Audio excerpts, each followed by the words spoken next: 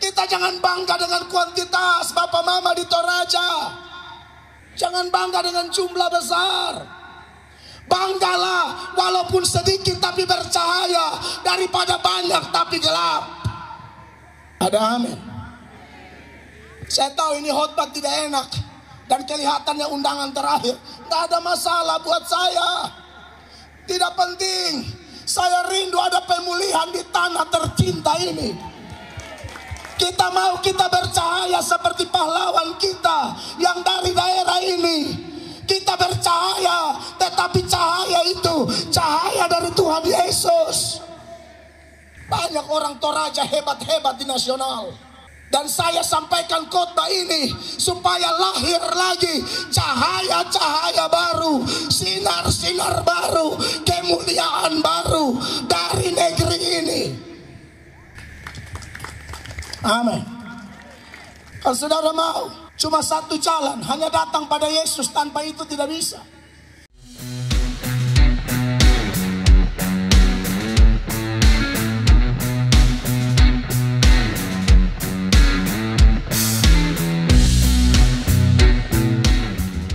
Saya sangat bersyukur bisa ada di tengah-tengah Bapak Ibu jemaat sekalian.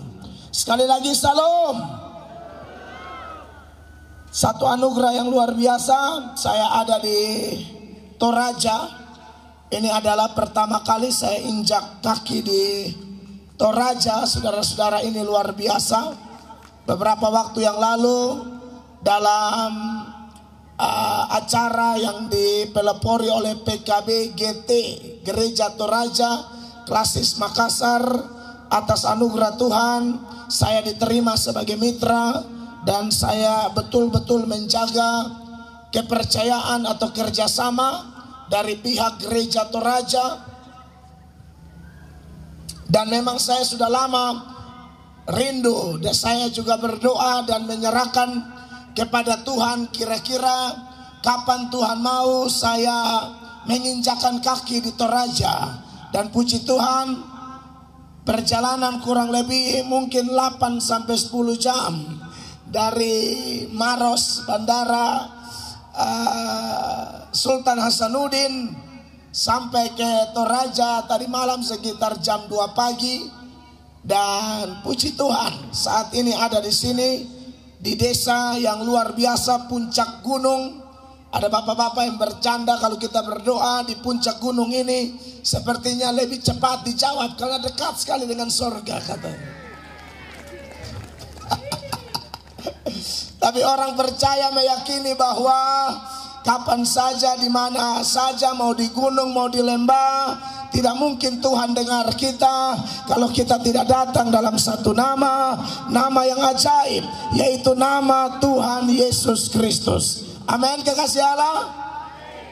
Saya mengucap syukur bahwa dalam kemitraan saya dengan berbagai gereja, saya diizinkan terus menyampaikan firman Tuhan apa adanya. Saya dari satu sinode gereja, namanya Gereja Sidang Jemaat Allah di Indonesia. Namun kami bersyukur bisa bermitra dengan gereja-gereja lain, karena kami percaya bahwa kalau bicara tentang gereja di dunia ini, kita perlu berorganisasi demi keteraturan. Amin. Kita perlu berorganisasi supaya teratur. Tapi di sorga sana kita tidak kenal lagi tembok-tembok denominasi. Ku tak pandang dari gereja mana, asal kau berdiri atas firman-Nya, aku berdiri atas firman-Nya. Engkau saudaraku, aku saudaramu. Engkau darah Toraja, aku darah NTT. Tapi dalam darah Yesus, dalam darah Yesus, kita keluarga kerajaan Allah. Amin, kekasih Allah. Cintai organisasi masing-masing, tapi lebih penting cintai Tuhan Yesus bersama-sama. Menarik bahwa dalam acara yang spesial The Legend of Pongtigo ini, saya tanya kepada orang-orang tua dan mereka bilang ini baru pertama kali dilakukan dan ditandai dengan kebaktian kebangunan rohani. Toraja bermasmur, bersinar. Saya tertarik dengan kata bersinar, Bapak Ibu jemaat. Maka dari itu pada kesempatan ini saya mengajak kita memperhatikan kitab suci dalam Injil Matius pasal 5 ayat 14 dan ayat 15 bahkan sampai 16 ya. Injil Matius pasal 5 ayat 14 sampai ayat 16. Saya datang bersama istri terkasih karena saya kalau pelayanan sebisa mungkin saya jalan bersama istri saya. Ya, kadang-kadang kita sakit di jalan, suka lupa ini, lupa itu, segala macam. Memang istri itu Alkitab berkata penolong. Penolong itu logikanya lebih kuat daripada yang ditolong. Di Alkitab mengatakan lebih banyak janda daripada duda. Laki-laki mati lebih cepat, saudara-saudara. Ya, artinya tidak selalu begitu, tapi lebih banyak janda. Janda di Sarfat, janda di Nain, segala macam. Tidak ada cerita duda di Sarfat. Saya dan istri sedikit perkenalan sebelum saya baca ayat. Saya dan istri bersyukur bahwa dalam pernikahan kami berdoa minta anak 4 orang dan Tuhan kasih 4 orang, dan kami minta di Tuhan kalau bisa semuanya laki-laki Tuhan. Dan Tuhan kasih 4 orang putra sekarang. Yang pertama umur 13 tahun, yang kedua 11, yang ketiga 9, dan yang keempat baru 3 tahun. Mereka sudah biasa ditinggal demi kepentingan pemberitaan Injil. Dan anak-anak saya namanya itu lain daripada yang lain, unik, tidak pernah ada di mana-mana di dunia, hanya ada di rumah saya. Karena nama anak-anak saya, Bapak Ibu jemaat, seturut urutan abjad. Anak pertama dari A sampai F, anak kedua dari G sampai L, anak ketiga dari M sampai S, anak keempat huruf yang sisa T sampai Z. Bacanya bagaimana hanya Tuhan yang tahu. Pokoknya harus bisa dibaca. A sampai F bacanya Absdef. ABC itu bacanya Abs. DEF Def, jadi bacanya Absdef. Anak kedua GHIJKL bacanya Gitchkel. Tidak ada di Toraja, saya yakin. Mau di mana saja, mau di lembah, di gunung, tidak ada. Anak ketiga dari M sampai S bacanya Nopkirs. Anak keempat T sampai Z to Fexis. Jadi saya sapu semua huruf.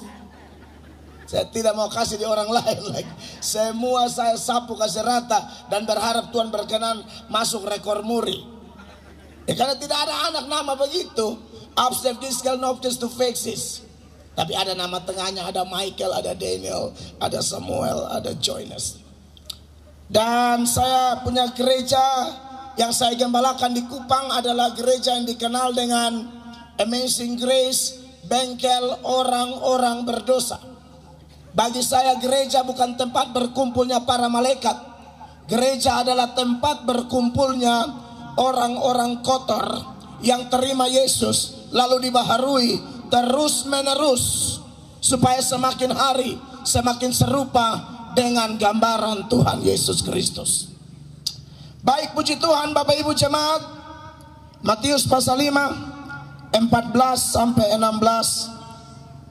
Demikian bunyi firman Allah. Kamu adalah terang dunia.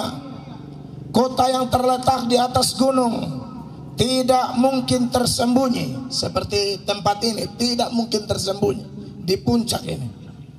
Lagi pula orang tidak menyalakan pelita lalu meletakkannya di bawah gantang, melainkan di atas kaki dian, sehingga menerangi semua orang di dalam rumah itu. 16. Demikianlah hendaknya terangmu bercahaya di depan orang, supaya mereka melihat perbuatanmu yang ajaib, perbuatanmu yang baik, dan memuliakan Bapamu yang di surga. Demikian pembacaan firman Tuhan bagi kita pada malam ini, sore menjelang malam ini. Bapak Ibu jemaat yang diberkati oleh Tuhan Yesus, seturut pembacaan kita dan KKR Toraja Bermazmur Bersinar, saya mau pada kesempatan ini mengingatkan kepada semua saudara saya di tempat ini, wilayah Toraja Utara ini, supaya kita semua mengingat posisi kita bahwa kita adalah terang dunia. Kalau kita mengaku kita orang Kristen, maka label ini tidak bisa dihindari oleh setiap orang Kristen, bahwa kemanapun kita pergi, kita selalu ingat nats ini. Ini keluar dari mulut Sang Penebus. Tuhan Yesus berkata, kamu adalah terang dunia.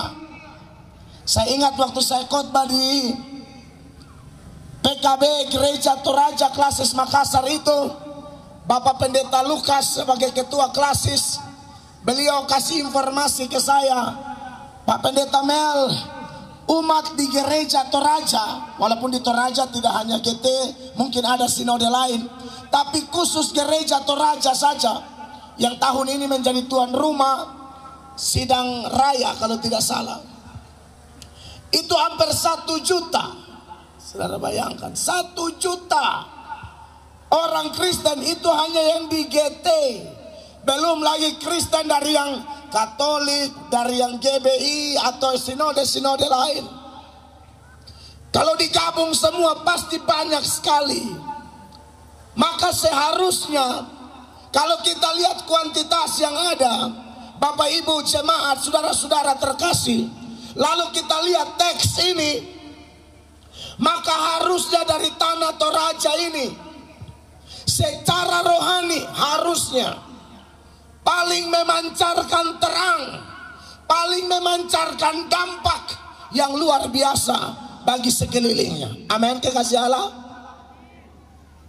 Menarik bahwa kalau kita dikatakan sebagai terang dunia, sebenarnya kita bukan sumber terang, Bapak Ibu, bukan. Yesus berkata dalam Yohanes pasal 8 ayat 12, dia memproklamirkan dirinya bahwa dialah terang dunia yang sesungguhnya. Saudara masih ingat ayat ini? Dengarkan firman Tuhan ini. Yohanes 8 ayat 12.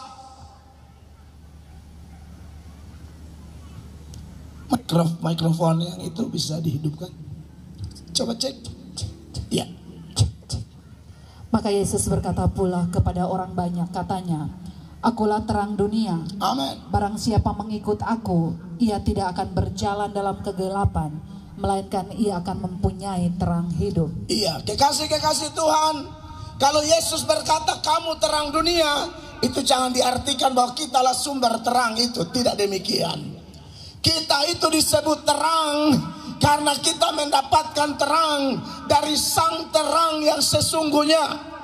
Di bagian yang lain, dalam Filipi pasal 2 ayat 15, kepada jemaat di kota Filipi, Rasul Paulus berkata, kamu harus bercahaya seperti bintang-bintang di tengah-tengah angkatan yang jahat ini.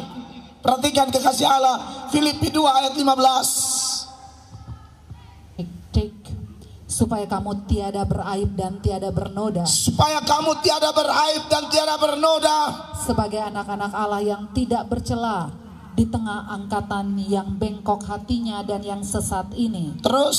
Sehingga kamu bercahaya di antara mereka seperti bintang-bintang. Sehingga kamu bercahaya di antara mereka seperti bintang-bintang. Dalam ilmu pengetahuan alam kita tahu bintang tidak bisa menghasilkan cahaya dari dirinya sendiri. Bintang memantulkan cahaya yang dia dapat dari matahari.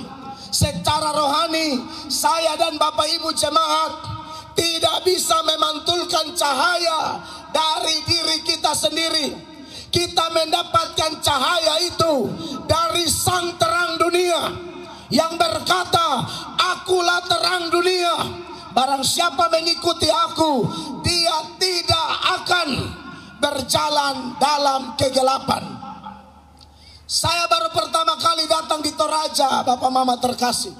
Saya tidak tahu menau secara detail bagaimana kehidupan atau keadaan rohani dari orang Toraja yang mayoritas agama Kristen. Tapi saya bertolak dari daerah saya. NTT itu juga sama. Hampir 90% Kristen. Tapi saudara tanya, di sana ada penyembah berhala tidak? Ada. Siapa penyembah berhalanya? Agama Kristen. Ada tidak? Majelis, tapi juga pegang opo-opo. Ada. Jadi mereka Kristen, tapi faktanya adalah tidak memantulkan terang itu dengan benar. Makanya kalau kami ke penjara, itu jarang sekali orang agama lain ada di situ, penghuni penjara. Namanya pun ambil dari Alkitab. Tius, itu ternyata Matius. Uka itu singkatan Lukas. Imo itu Simon, tapi disingkat Imo. Nama ambil dari Alkitab. Tapi saudara-saudara, banyak di antara mereka yang tidak menjadi terang. Nah, kalau kita bicara tentang terang itu, saudara-saudara, saya dan saudara tidak mungkin bisa menjadi terang kalau kita masih dijajah oleh dosa. Kita masih dijajah oleh hal-hal duniawi.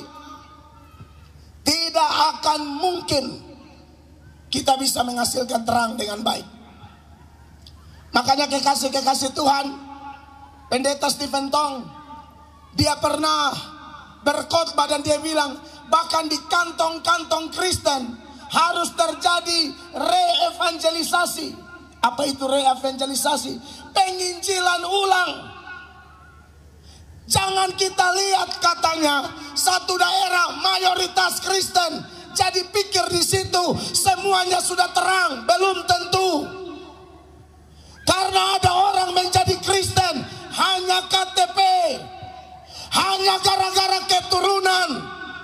Dia terdaftar di gereja lokal tertentu, tapi belum tentu namanya terdaftar di sorga.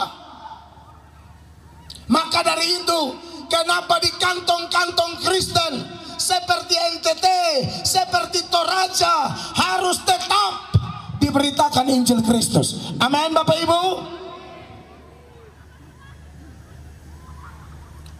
Kamu adalah terang. Kamu tidak bisa menjadi terang kalau kamu tidak menerima anugerah itu. Karena definisi gereja dari kata eklesia, dari dua kata ek dan kaleo, dipanggil keluar. Dipanggil keluar dari mana? Dari gelap menuju terang yang ajaib. Kalau dia sudah sampai di terang yang ajaib, baru dia bisa memantulkan terang itu dengan benar. Sekalipun sudah beragama Kristen, tapi kalau tetap dalam gelap, tidak bisa terang.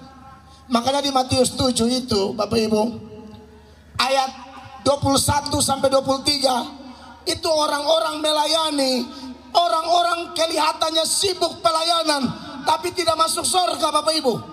Perhatikan ini ayat Matius 7:21.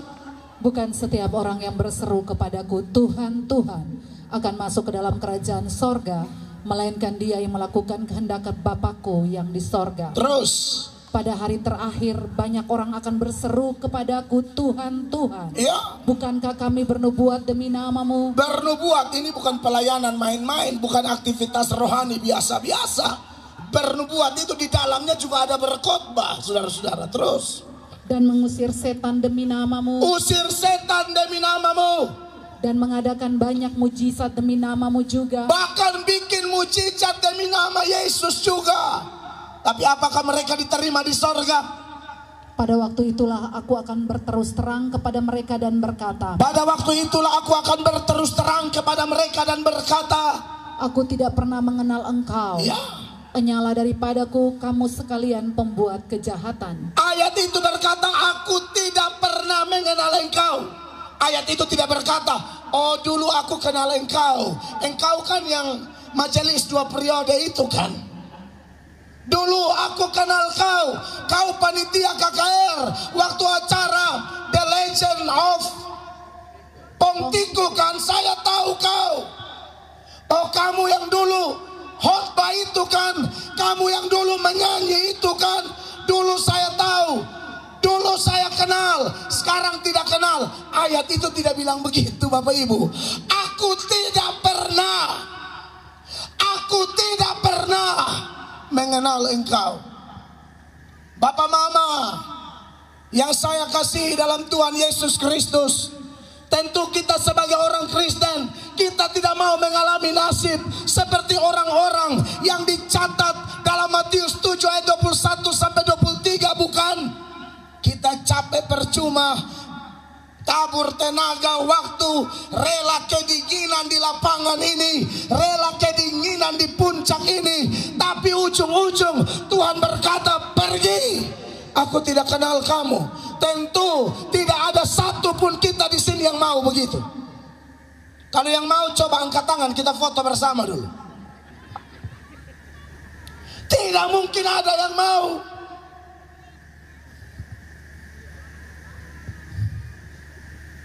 Saya ngeri-ngeri sedap.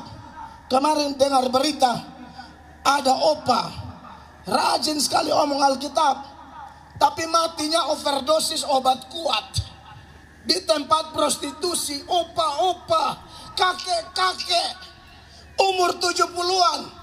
Orang kakek-kakek itu ikut paduan suara lansia, bukan pergi ke tempat pelacuran, paksalah minum kunyit telur, mati. Serangan jantung, benar, ini kisah nyata. Serangan jantung obat kuat, kan kasihan.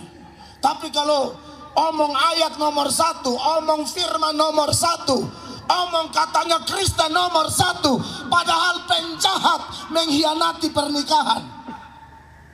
Kalau opa-opa di sini saya lihat kayaknya beres semua. Wah, kalau opa-opa yang saya ketemu itu tidak beres. Tapi opa-opa di sini sejauh mata memandang, pokoknya Tuhan yang tahu. Iya, kasihan kalau sudah tua-tua, bukannya jadi terang, tapi tetap dalam gelap. Tapi saya percaya kerinduan Tuhan Yesus bagi kita semua. Malam ini, kita yang gelap-gelap, ayo datang kepada Tuhan. Dan Anda akan lihat, kita dimampukan menjadi terang. Menjadi terang tentu dalam segala bidang kekasih Allah. Bukan hanya jadi pendeta atau majelis. Orang jadi pejabat bisa jadi terang. Orang jadi guru, jadi polisi, jadi dokter bisa jadi terang.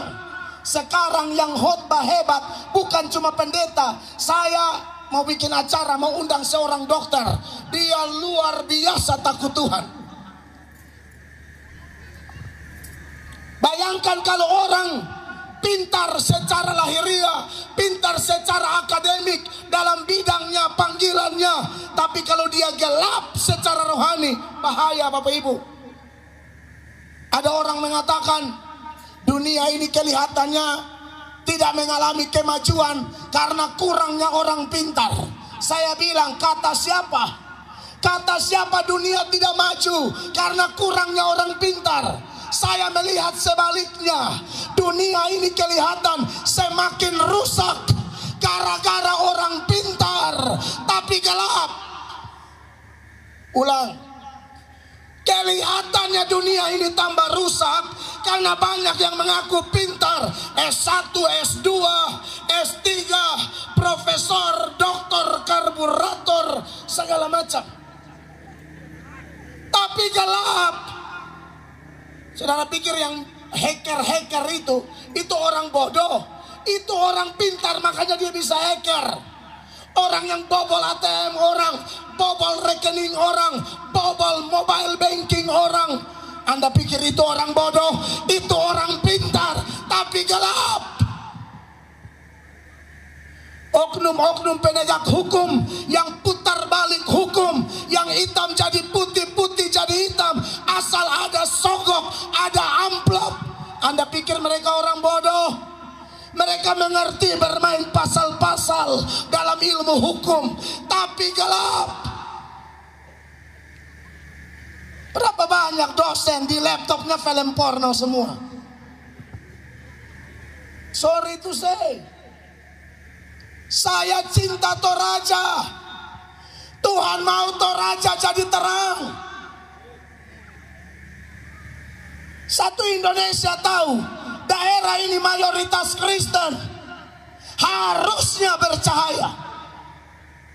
Bahkan pendeta sekalipun, Bapak Ibu, saya mesti ngomong, pendeta sekalipun kalau gelap bahaya. Ada pendeta homo, ada pendeta cabuli anak jemaat di kota tertentu. Pas mau pemberkatan nikah, seorang pendeta mau tumpang tangan pemberkatan jemaat. Jemaatnya seorang anak gadis. Tiba-tiba anak itu histeris berteriak menolak diberkati oleh Bapak Pendeta. Dia berteriak sejadi-jadinya dalam acara pemberkatan nikah. Setelah cek and recheck, dia mengaku dia telah dicabuli belasan bahkan puluhan kali oleh Bapak Gembala. Bapak Gembalanya gatal. Omong jangan tutup-tutup, nanti terlalu samar-samar. Saya tidak mau samar-samar. Inilah kalau pendeta pun gelap.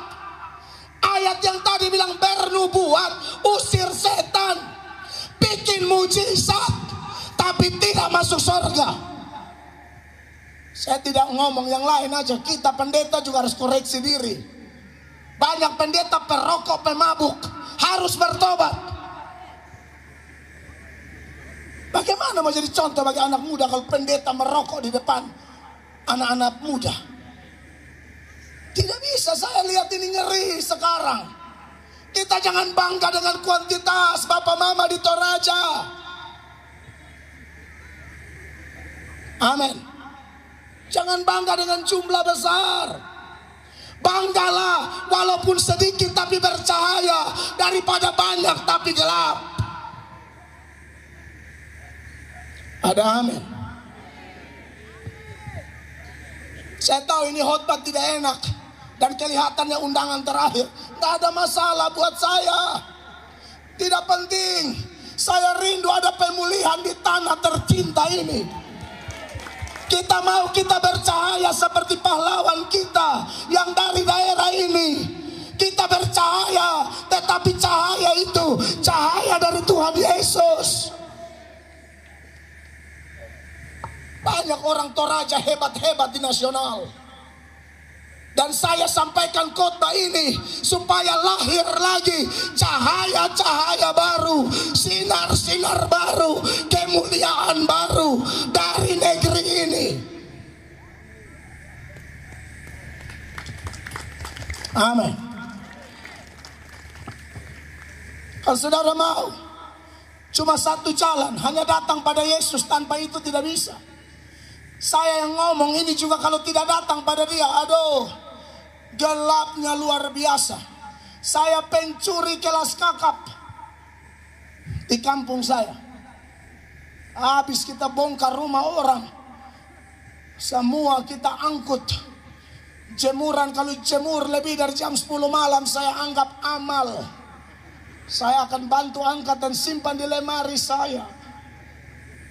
Aduh, berat.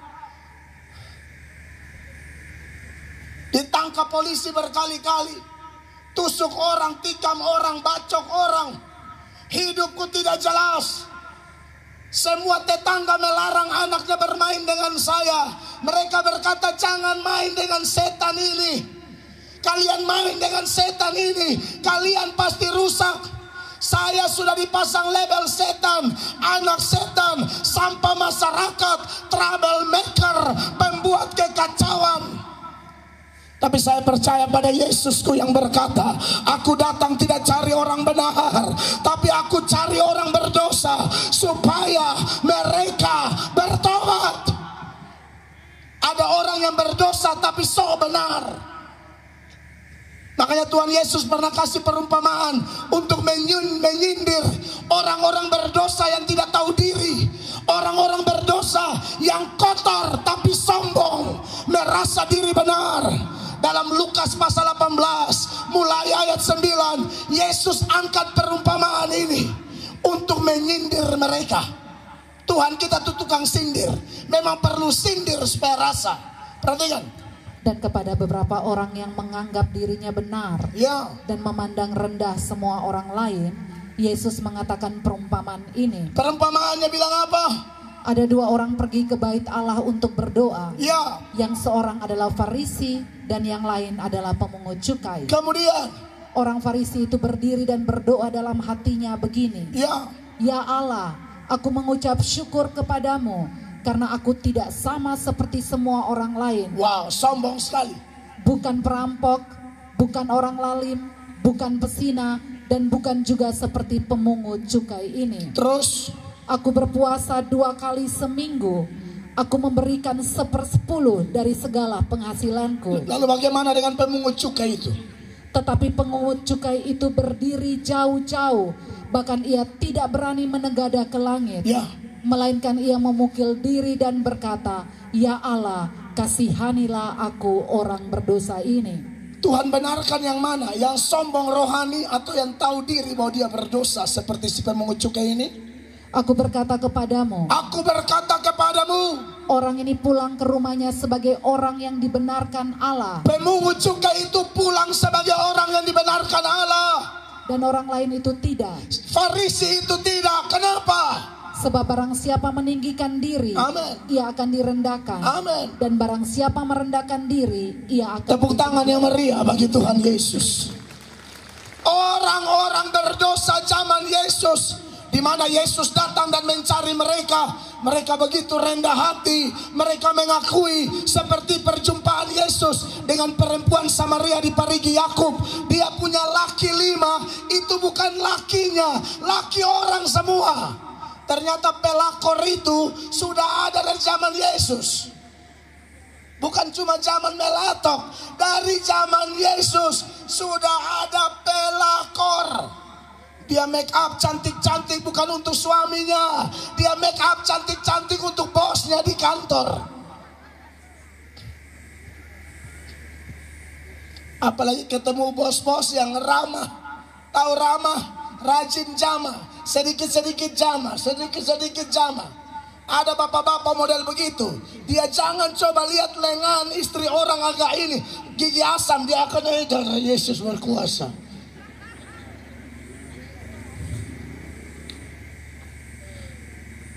Tetapi perjumpaan Yesus dengan perempuan itu merestorasi hidupnya. Melalui mantan pelacur ini, seantero Samaria mendengar berita tentang Mesias.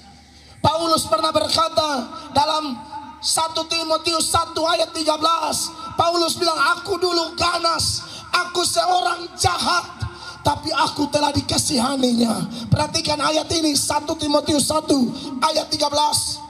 Aku yang tadinya seorang penghujat dan seorang penganiaya Ya. dan seorang ganas, tetapi aku telah dikasihaninya karena semuanya itu telah kulakukan tanpa pengetahuan, yaitu di luar iman. 14.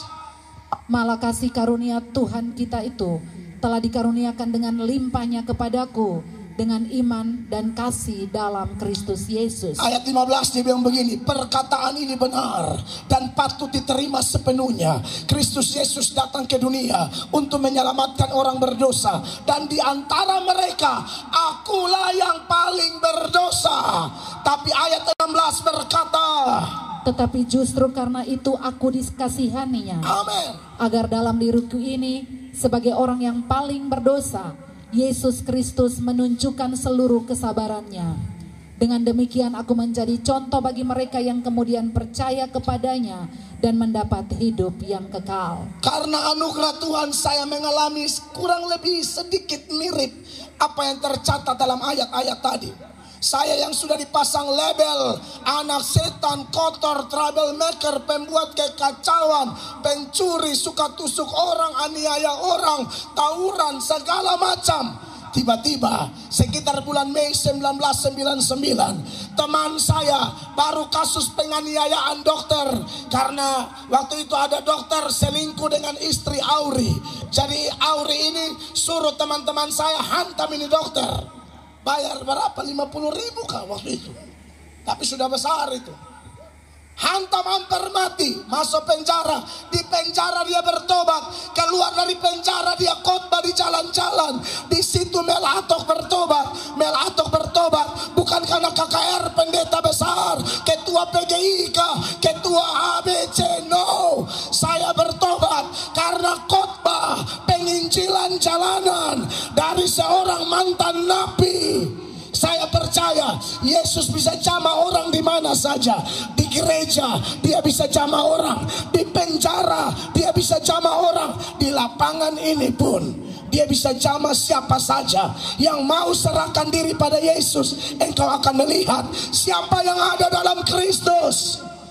Dia adalah ciptaan baru, yang lama sudah berlalu, sesungguhnya yang baru sudah datang. Amin Bapak Ibu. Saya punya talenta lain sebenarnya. Saya ini pelawak berat, tapi saya tidak mau cuma KKR 1 hari lalu saya main lawak. Aduh, celaka. Iman tidak bertumbuh dari main lawak. Iman bertumbuh dari pendengaran akan firman Kristus. Jalan jauh-jauh 10 jam, tambah lagi datang ke sini 12 jam. Lalu saya main lawak. No. Sekalipun tidak diundang lagi, tapi harus ada kesan di sini. Amin Bapak Ibu. Saya merasakan jamahan itu. Makanya ketika saya jadi gembala di gereja Tuhan tempat saya gembalakan, saya tulis bengkel orang berdosa. Dan kalau masuk gereja itu, satu orang Kupang bilang satu batau satu. Kota itu juga kota yang satu saling berkenal dengan satu. Jadi mereka kaget. Kau sudah di sini. Ini mantan kepala batu semua, mantan kepala angin, mantan hidup gelap. Tapi ketika Tuhan bekerja, Tuhan ubahkan penjahat ini yang dulu gelap, Tuhan beri terang. Dan oleh terang itu, yang dulu nakal-nakal semua gabung sekarang. Kalau parkiran di gereja kami ibadah 3 kali, ibadah 1, ibadah 2, ibadah 3. Jadi parkir itu harus cepat. Itu bapak-bapak, ada yang PNS, ada yang polisi. Itu mereka mantan nakal jahat walaupun agama Kristen. Mereka hanya beragama tapi tidak mengalami Kristus. Tapi setelah mereka mengalami Kristus, pelayanan apa saja, mau parkir, mau bikin bersih gereja, mau pelayanan apa saja, siap 86, laksanakan. Keren. Amin, dikasih Tuhan. Banyak orang kelihatan aktif kalau acara besar begini. Acara kecil-kecil dia tidak aktif. Kegiatan di gerejanya dia tidak ada. Tapi kalau begini, dia yang mondar-mandir sana sini dia. Tapi di gerejanya pendetanya butuh kegiatan kaum bapak, dia hilang. Kaum ibu dia hilang. Di sini tidak ada. Ini yang di Ethiopia. Saudara yang diberkati Tuhan, datang pada Yesus. Tidak ada kita yang boleh main sinetron di sini. Jangan ada kita yang acting di sini. Saudara bisa main sinetron dengan manusia. Ada lagu, engkau bisa bersandiwara di hadapan manusia, tapi engkau tidak bisa bersandiwara di hadapan Allah. Amin Bapak Ibu. Datang pada Yesus, maka kita akan menjadi terang dunia. Menjadi terang. Ada beberapa hal yang saya catat di sini. Karena ini KKR-nya kan, saya tertarik dengan Toraja bermazmur dan bersinar. Kalau mau bersinar, ayo kita bersinar betul-betul sesuai firman. Orang yang bersinar itu Bapak Ibu, dia akan kontras secara tajam dengan kegelapan. Itu yang namanya bersinar. Di mana ada cahaya, ada kontras. Bukan hanya beda, tapi kontras secara tajam dengan kegelapan. Kalau kita seberangkan dalam kehidupan kita, kalau Anda suami yang sudah terang, Beda dengan suami yang gelap. Kalau suami yang gelap main perempuan tuh biasa. Jalan dinas ke Jakarta, handphone sengaja kasih mati, padahal dia ada peluk wewe gombel satu di hotel. Ya ini kalau bapak-bapak yang gelap. Bapak-bapak yang terang, oh tidak. Dia tahu janji nikah itu bukan janji kepada pendeta, tapi janji kepada Tuhan Allah. Pendeta matanya terbatas, Tuhan Allah Amsal 15 ya mengatakan bahwa Tuhan itu mata, Tuhan ada di mana-mana. Dia mengawasi semua orang. Jangan pas ada orang baru kita kelihatan suci. Pas sendiri-sendiri, pas jauh dari kerabat, jauh dari pasangan, kita mulai kayak ubur-ubur di laut. Tahu ubur-ubur di laut? Ubur-ubur itu kena di mana gatal situ. Itu ubur-ubur. Jangan begitu. Bapak-bapak yang sudah diterangi beda. Orang tua yang sudah diterangi itu beda. Istri yang sudah diterangi, engkau melakukan firman Allah. Hai istri-istri, tunduklah kepada suamimu. Jangan jadi istri yang melawan suami. Suamimu kepala. Ada ibu-ibu bilang, iya suami kepala, tapi saya kan leher. Kepala itu bergerak tergantung leher. Ibu-ibu yang begini harus doa pelepasan. Ibu, pokoknya tunduk saja. Suami, kasih istrimu dengan sungguh-sungguh. Anak-anak muda, hormati orang tuamu. Anak-anak muda di kampung ini, sorry ini kampung nama apa? Pangala. Anak-anak muda, adik-adikku tercinta di Pangala, khusus yang tadi sudah jalan dari Rantepau sampai ke sini, tahu berapa kilo, itu luar biasa. Anak-anakku, jadi anak-anak yang takut Tuhan ya. Jangan pacaran sebelum waktunya. Kalau masih SMP itu tidak usah kau bantu kasih bersih beras di rumah dulu. Kalaupun sudah bisa pacaran, anak-anak yang terang itu menyolok, kontras dengan gelap. Anak-anak yang dalam terang, anak-anak muda dengar. Pacaran Kristen itu persiapan menuju nikah, bukan asal-asalan. Lihat satu mau, itu namanya cinta monyet. Monyet itu, kalau saudara pernah lihat monyet, Anda kasih pisang satu ke dia, dia pegang di tangan kanan. Anda kasih lagi, dia pegang di tangan kiri. Anda kasih lagi, dia pegang di kaki kanan.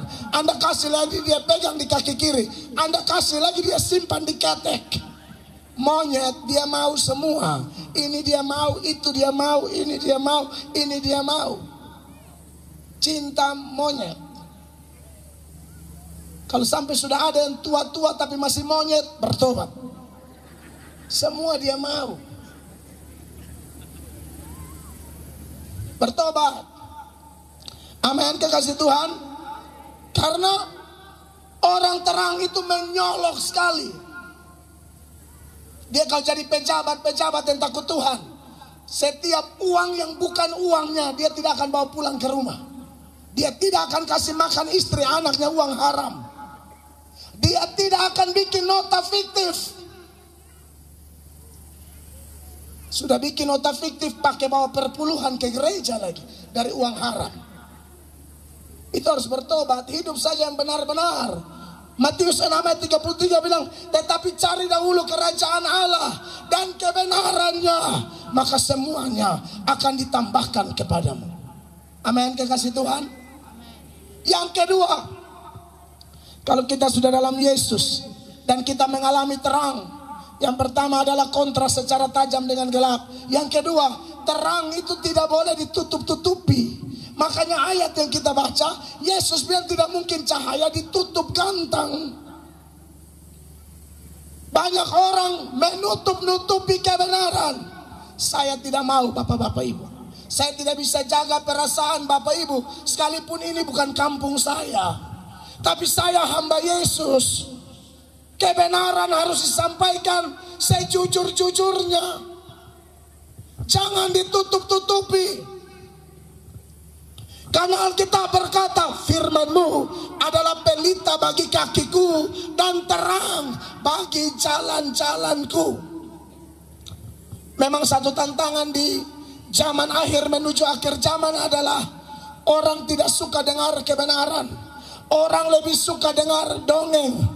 Makanya Paulus bilang sama Timotius dalam 2 Timotius pasal 4 mulai ayat 2. Paulus bilang begini kepada Timotius, beritakanlah firman, siap sedialah baik atau tidak baik waktunya. Beritakanlah firman, siap sedia baik atau tidak baik waktunya. Capek atau tidak capek, tidur pas atau tidak, kau dapat kesempatan khotbah sungguh-sungguh. Kira-kira begitu. Terus, nyatakanlah apa yang salah, tegurlah dan nasihatilah dengan segala kesabaran dan pengajaran. amin. Karena akan datang waktunya, Karena akan datang waktunya. orang tidak dapat lagi menerima ajaran sehat, Lalu yang mereka mau apa?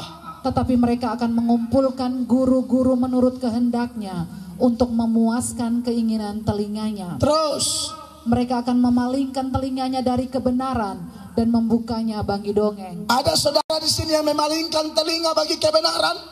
Anda tidak suka dengan kebenaran-kebenaran yang dimunculkan. Hati-hati, jangan sampai setan sedang tipu Anda.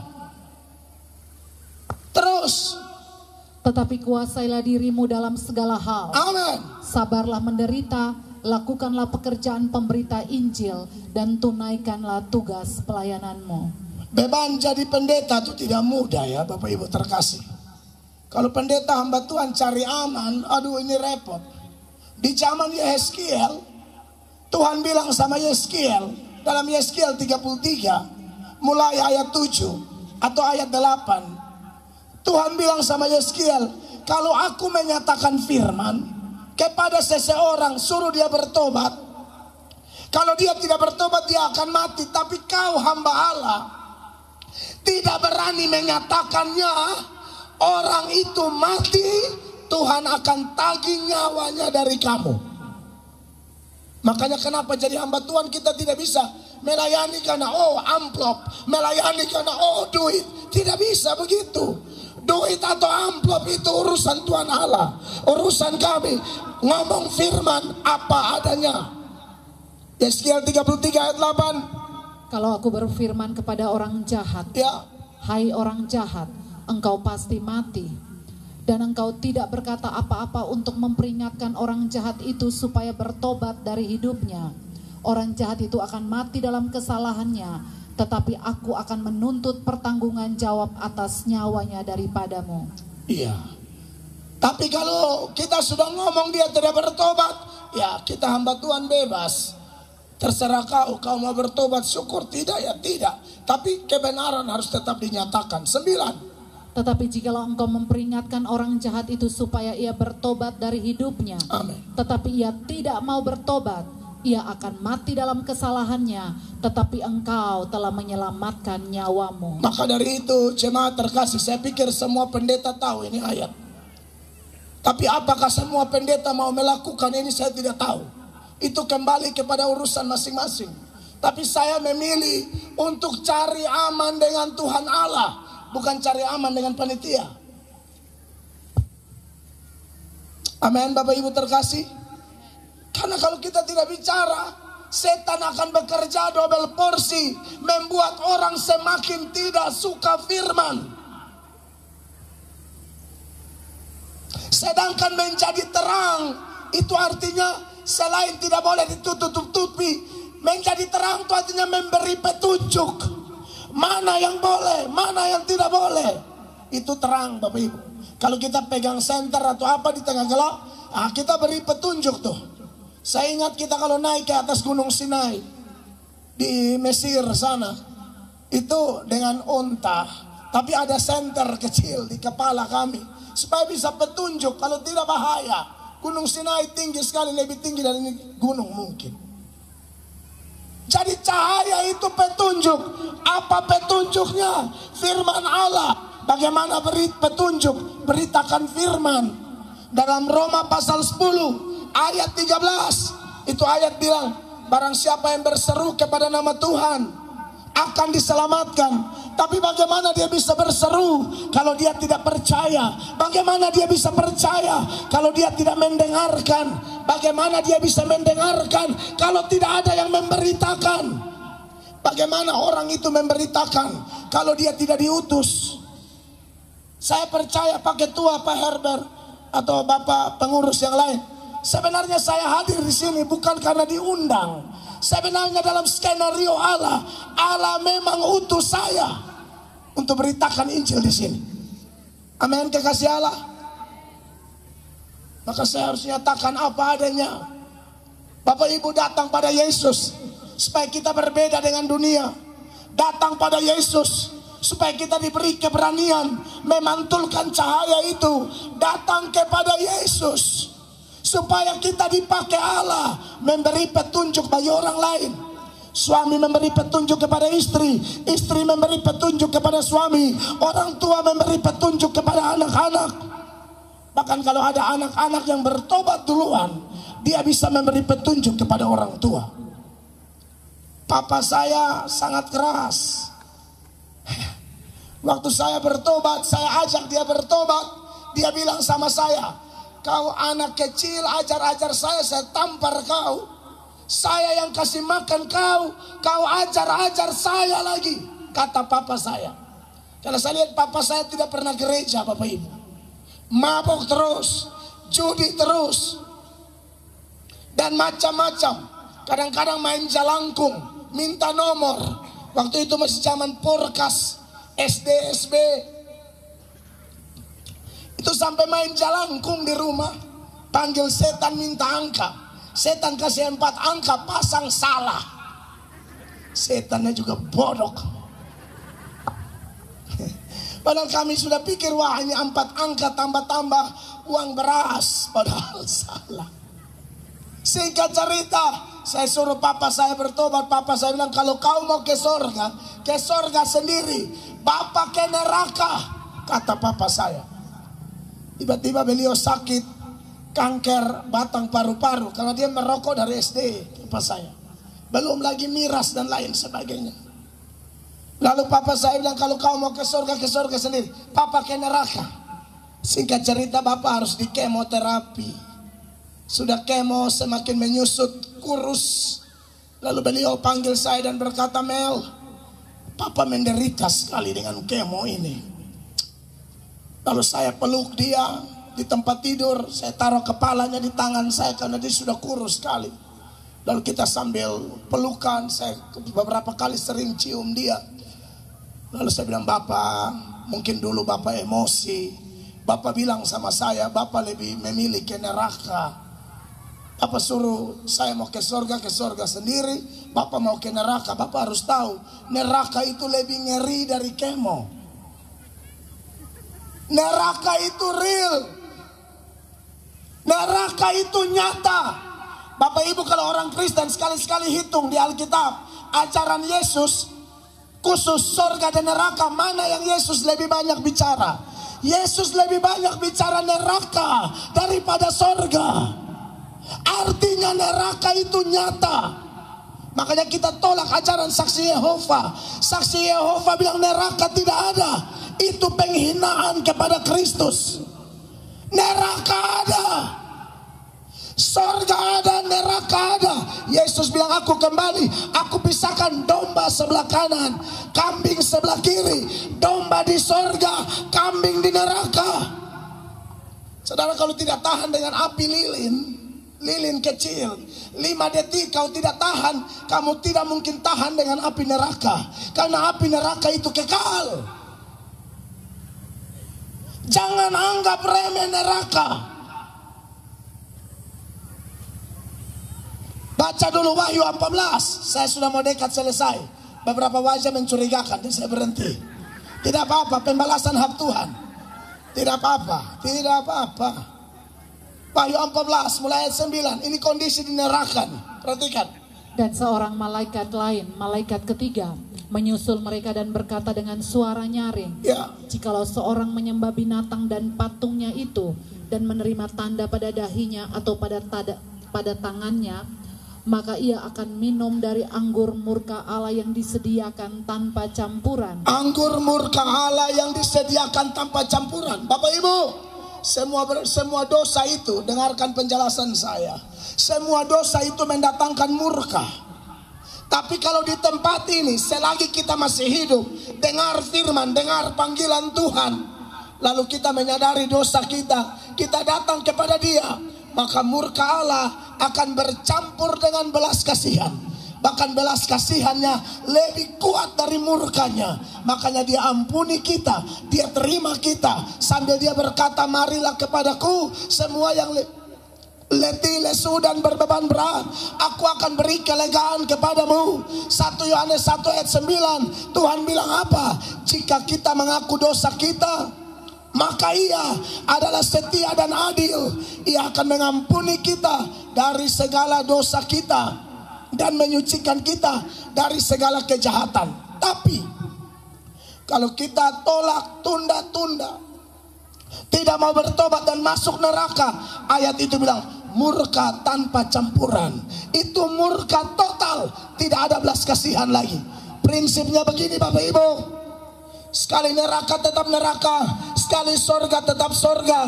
Dari neraka tidak bisa pindah ke sorga, dari sorga tidak bisa pindah ke neraka. Mau ke sorga atau ke neraka, keputusannya selagi masih hidup di dunia ini.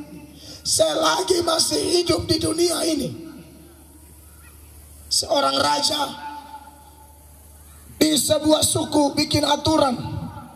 Dia bilang pokoknya siapa saja yang ada dari daerah lain masuk ke daerah ini, percayalah itu utusan dari dewa untuk menjadi pemimpin di suku kita. Dan sudah sering orang terdampar di pulau itu. Ini sebuah cerita. Satu kali terdamparlah seseorang di pulau itu. Waktu dia terdampar, mereka angkat dia, tolong dia. Setelah dirawat sudah sadar, lalu mereka bilang begini kepada orang yang terdampar itu, kamu diutus oleh dewa kami untuk menjadi pemimpin di suku ini. Lalu dia bilang, oh tidak, kapal saya terdampar, makanya saya ada di sini. Saya ada daerah sendiri, ada keluarga.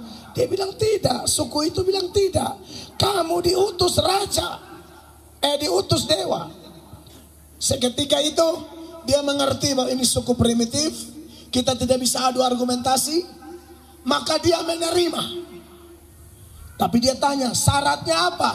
Syaratnya jadi raja di daerah ini hanya berlangsung kurun waktu cuma 1 tahun. Setelah itu kamu akan dipindahkan ke pulau sebelah. Dia bilang di pulau sebelah itu apa? Itu pulau penuh dengan binatang buas. Raja-raja yang lalu 1 tahun memerintah, setelah itu pindah ke sana dan habis semua di sana, dimakan oleh binatang buas.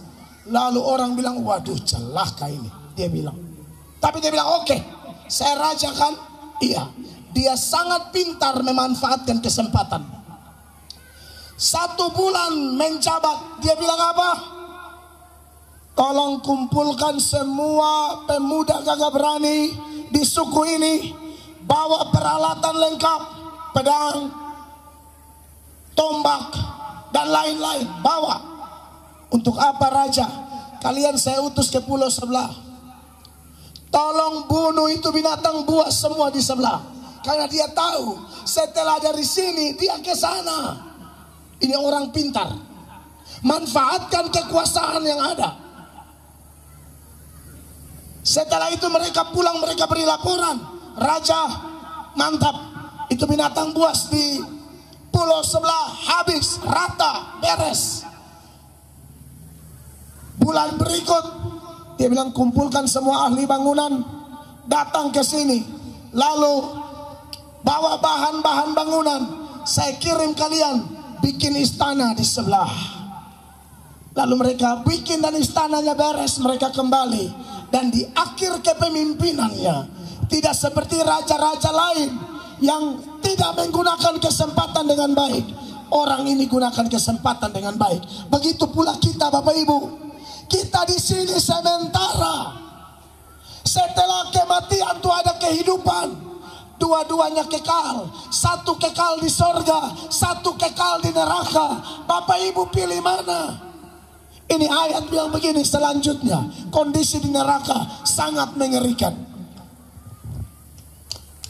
Maka asap api yang menyiksa mereka itu naik ke atas sampai selama-lamanya, dan siang malam mereka tidak henti-hentinya disiksa, yaitu mereka yang menyembah binatang serta patungnya itu, dan barang siapa yang telah menerima tanda namanya. Bapak Ibu terkasih, di dunia ini kita harus capek untuk Tuhan, karena sorga itu tempat istirahat kita. Bagi Anda yang acuh tak acuh dengan Tuhan, Anda tidak akan istirahat di sorga. Hanya orang yang capek bagi Allah, orang yang capek bagi kemuliaan Tuhan, yang menyadari dia sudah selamat karena anugerah, dan sebagai bentuk syukurnya dia melakukan yang terbaik untuk Tuhan, dia layak istirahat di sorga. Tapi bagi yang tidak mau bertobat, yang menyenangkan dunia, bahkan menyenangkan setan, Anda tidak akan pernah istirahat di neraka, karena Anda akan disiksa selama-lamanya. Kalau istirahat di sorga namanya rest in heaven. Tapi kalau tidak bertobat, no rest in hell. Tidak ada istirahat di neraka. Ayat itu mengatakan disiksa siang malam.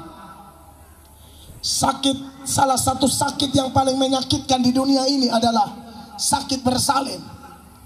Ibu-ibu paling tahu, bapak-bapak tidak tahu apa-apa soal bersalin. Itu ada bukaan 1 sampai bukaan 10.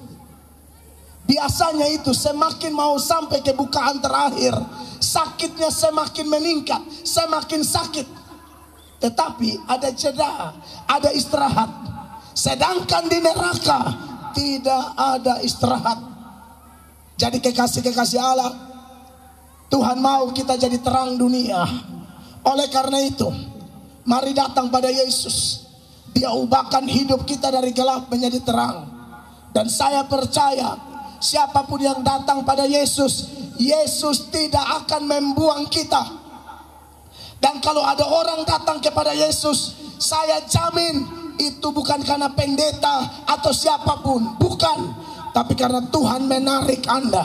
Beberapa ayat terakhir saya tunjukkan bagi jemaat di dalam Yohanes pasal 6 ayat 37. Firman Allah mengingatkan kita, Tuhan berkata, semua yang diberikan Bapa kepadaku akan datang kepadaku, dan barang siapa datang kepadaku, kata Tuhan, ia tidak akan kubuang.